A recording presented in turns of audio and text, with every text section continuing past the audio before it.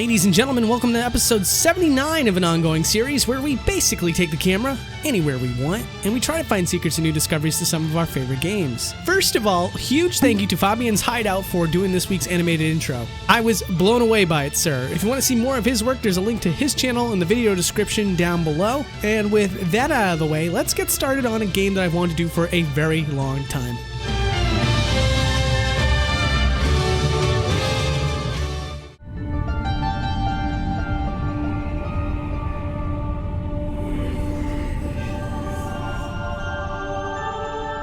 So right at the start of the Forbidden Lands, we have Doorman speaking from the sunlit aperture in the Shrine of Worship. The game tends to make the area incredibly bright and full of bloom, to the point where it's supposed to look like it's blinding. And I've always wanted to know what was up there exactly. And when you reach the top, you can see that it's just two textures that are funny enough in the shape of squares.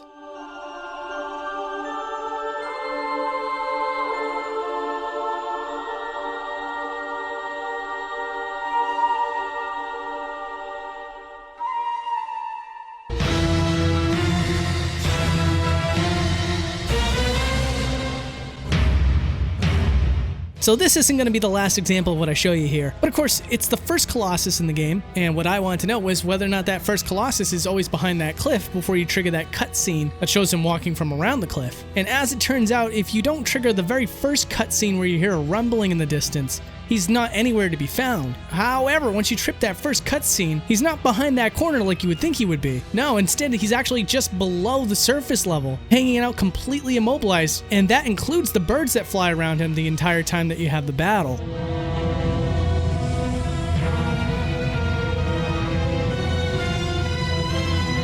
So before I start the next segment, I do want to preface a little bit. I want to let you guys know that there's a lot of level of detail in Shadow of the Colossus. I think it's pretty obvious to everyone who just plays the game normally anyway. But thanks to NekoRun, who by the way made this camera, links down below to him. He also managed to remove a lot of the bloom effects in this game, which in turn also removed all the fade in and fade outs of the level of detail. And what it did was it allowed me to learn a lot about how Shadow of the Colossus works here. Technically speaking, the two levels of detail can exist simultaneously, but as you get closer to your intended destination, the low poly version starts to fade away. And in some cases, when you get close enough, it just disappears outright. Now, the reason why I told you all this is because I want to show you the bridge to the Forbidden Land, but just understand that at a certain point, the bridge only exists as a low poly version of itself. And so if I took the camera too close, parts of the bridge would disappear outright. Anyways, with that out of the way, I wanted to give you a nice good look at the entrance of the Forbidden Land, and just take the camera right past that entrance and see exactly what's going on there. And as you can see, they don't use that area that Wander uses at the start of the game, and instead it's just a couple trees followed by the low poly bridge that extends way farther than you would imagine. For a certain period of time, I genuinely thought that this bridge wasn't supposed to end at any point, but that's surprisingly not the case. The bridge does eventually end, it just goes well outside of the game's boundaries.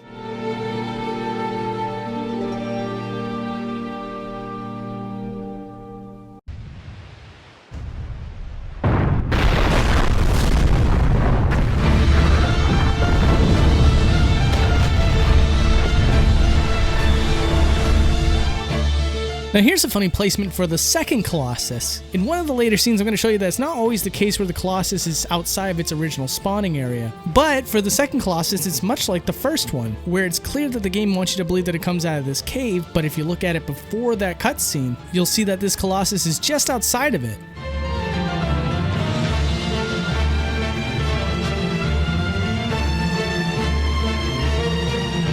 Here's a fun little tidbit for you. The camera normally can't go through the character Mono, the driving factor for Wander in this game. There is, in fact, invisible walls that collide with the camera to prevent you from being able to do so. Though there seems to be a little bit of an artifact here that may have been in place before the developers decided to put in that invisible wall. See, normally if we take the camera through any object in Shadow of the Colossus, it would just simply tear through that geometry. And in fact, with Mono's face, we can see her eyeballs underneath. But if you try to take that camera through her body, the entire thing, with the exception of her head of course, disappears. Which again, I think was an early countermeasure to prevent players from doing what, well, you know what.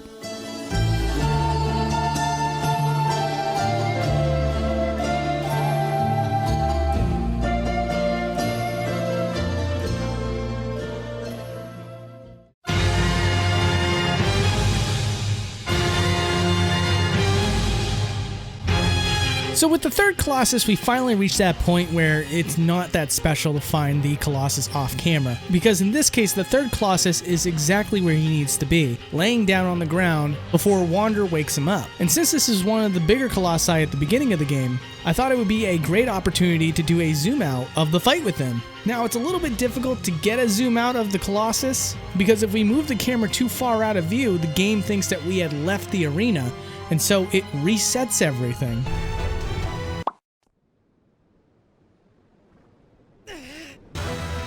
It doesn't really give you a good chance to see the Colossus itself, but as long as we keep it relatively in the same proximity, we can get a fairly decent zoom out and show you at least the scale of Wander versus the Colossus.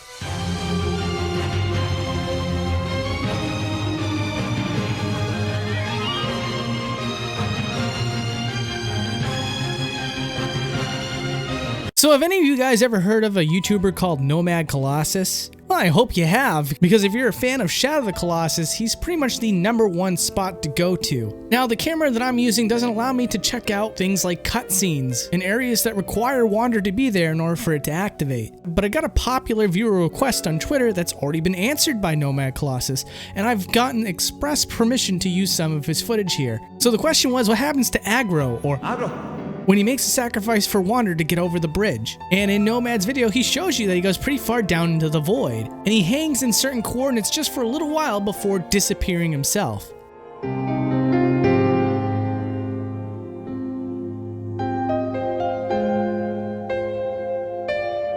So this became a fun little adventure. I just thought to myself, wouldn't it be kind of cool to see the guiding light from another angle? And when I did try to do that, the free camera gets confused and it places my position really far away from Wander. But after a little bit of testing, I started to notice something.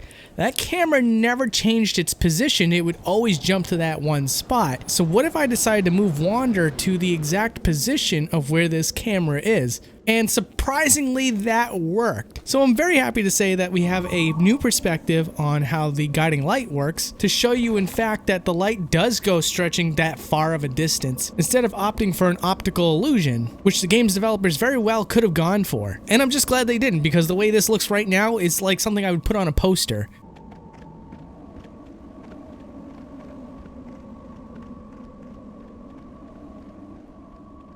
Next up is the Shrine of Worship.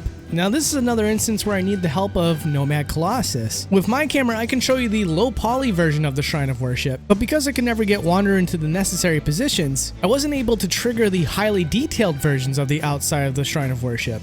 But thankfully Nomad Colossus has made these discoveries a long time ago, and so thanks to him I'm able to show you what that looks like here on my channel.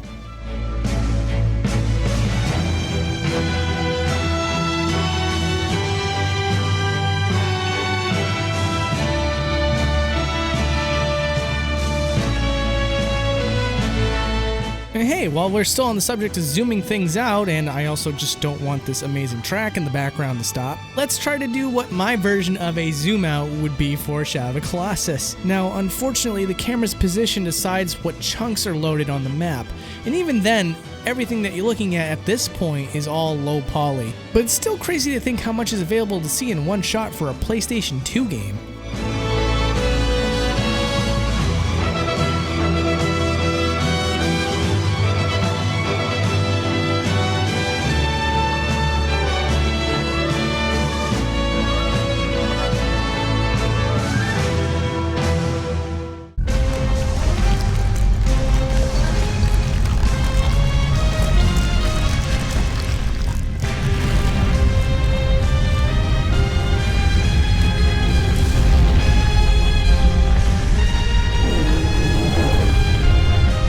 So this is the last Colossus that we're going to be looking at for now. And what is the reason that we're looking at the Six Colossus? Well, it's because like the first two Colossi, this Colossus has something a little bit special about his spawn point. Now, the Six Colossus is inside of the chamber that he comes out of in that cutscene, but he has a unique stance in here that shockingly you don't get to see at any point, not even in that cutscene when he starts to get out of there. See, before you trigger the cutscene, this Colossus is in a bowing position, somewhat similar to the part of the battle where he gets on his knees to look for you, but even in that scene, he's looking forward and trying to see you.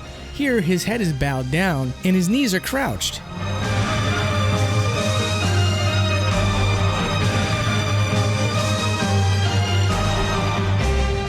Hey, don't worry about me this week. There is a person on YouTube that has been doing Shadow of the Colossus videos for a very long time. His name is Nomad Colossus, and I can't stress this enough. If you've been a fan of Shadow of the Colossus, or if you're just enjoying it now for the first time on PlayStation 4, I highly recommend you go and check out his channel. I'm going to leave 2 good videos of his here on the screen, as well as a link to his channel in the video description down below. Also, the unsung hero here, Neko Run, he made the camera for this game, and without his help, I wouldn't have been able to do this. So if you want to keep up to date on new cameras that he's working on, or just original content that he's been putting out, I got a link to his channel here on the screen or in the video description down below as well. Me personally, I have to go away for a little bit. Sorry to say, but I hope to come back as soon as possible and get out another episode for you. Anyways, thank you so much for watching and take care.